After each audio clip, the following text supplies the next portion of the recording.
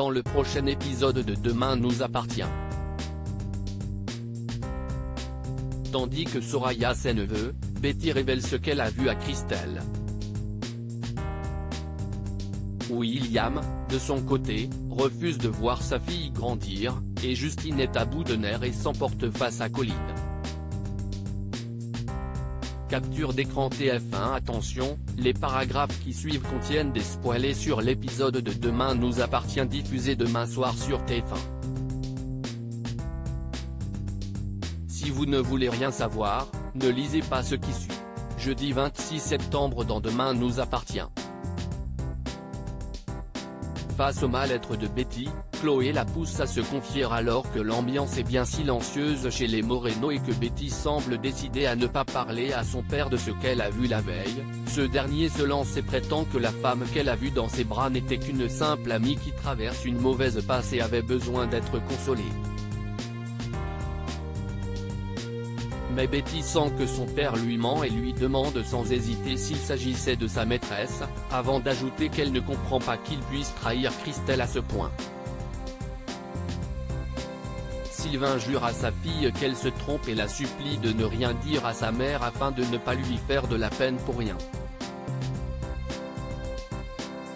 Plus tard, au lycée, Chloé remarque que Betty ne va pas bien et l'adolescente lui avoue alors qu'elle a découvert un terrible secret et qu'elle ne sait pas quoi faire. Chloé lui conseille alors de ne parler à une personne de confiance, comme Dylan, Jessica, ou sa mère, mais Betty lui répond qu'elle ne veut pas risquer de faire du mal à Christelle. Au moment du dîner, Christelle raconte à Sylvain et à Betty que tout l'hôpital ne parle que de Rémi. Sylvain reçoit sans cesse des SMS sur son portable et Betty, agacée, lui demande à qui il écrit.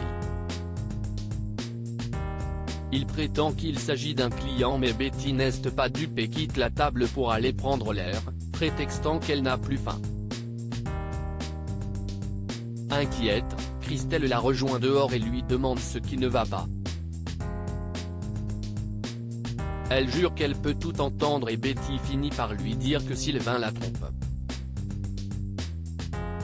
Soraya ses neveux d'avoir aggravé le cas de Rémi. Interrogatoire, Martin révèle à Rémi que Soraya lui a parlé de son agression. Il pousse Rémi à se confier et ce dernier finit par confesser qu'il était bien chez Pierre vendredi mais qu'il lui a simplement cassé la gueule. Il jure que Pierre était encore vivant quand il est parti. Seulement, face au mensonge de Rémi jusqu'à présent, Martin n'arrive plus à le croire et pense qu'il a dérapé, a tué son ami sans le vouloir, et s'est débarrassé du corps pour échapper à la prison. Rémi est ensuite emmené dans l'appartement de Pierre pour une reconstitution qui ne fait pas beaucoup avancer les choses. Il explique en effet qu'il s'est battu avec Pierre après que celui-ci ait insulté Soraya mais assure encore une fois qu'il n'est pas responsable de la tache de sang qui a été retrouvée. Pierre était vivant lorsqu'il l'a quitté, il ne démord pas. Une fois de retour au commissariat, Aurore ne peut s'empêcher de penser que Rémi n'a pas le profil de quelqu'un qui aurait caché un corps, malgré tout ce qui semble l'accuser. Mais Georges n'est pas du même avis. Selon lui, ce n'est sans doute pas un hasard si autant de preuves pointent vers Rémi. Soraya, de son côté, panique et fond en larmes en apprenant que Rémi va être envoyé en prison. Mylène lui explique que ce n'est qu'une détention provisoire le temps de l'enquête et que cela ne veut pas dire qu'il est coupable. Mais Soraya ses neveux. Elle regrette d'avoir parlé de son agression à la police. Ou plutôt, elle regrette de ne pas l'avoir fait plus tôt.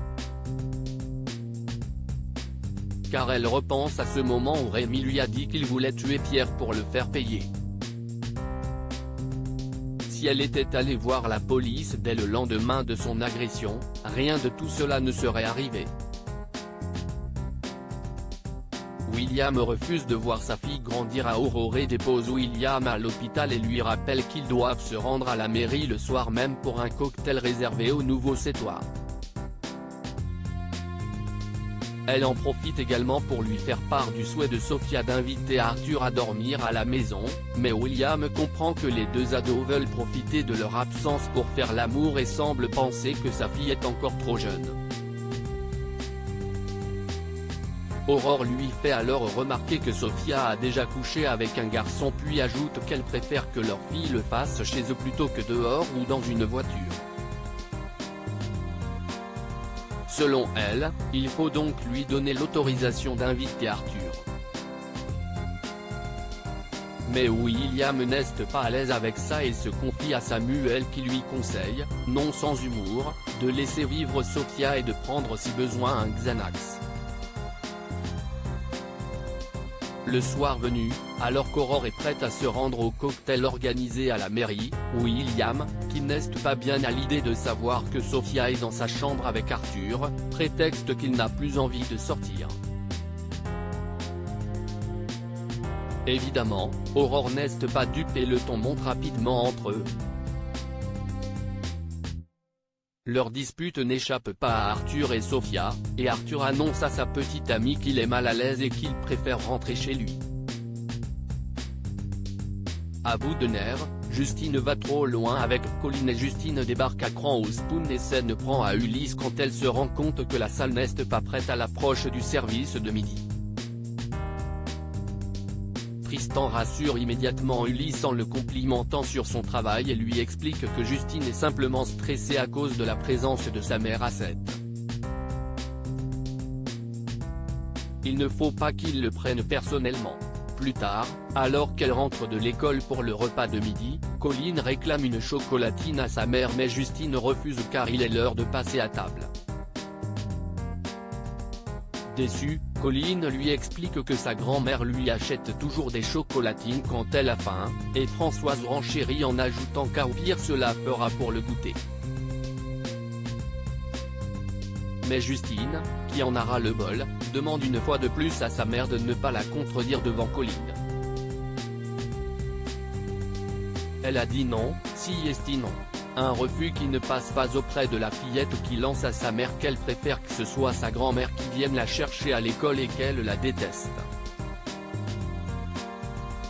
À bout, Justine la gifle alors sous les yeux de Françoise. Une fois au spoon, Justine se justifie auprès de Tristan et lui confie qu'elle n'aime que plus de sa mère. Françoise apprend ensuite à Justine que Colline se plaint d'avoir mal à l'oreille depuis qu'elle l'a giflée. Elle pense que son tympan pourrait être perforé et qu'il serait bon d'amener la petite à l'hôpital. Mais Justine préfère lui donner du paracétamol et n'a que faire des remarques de Françoise.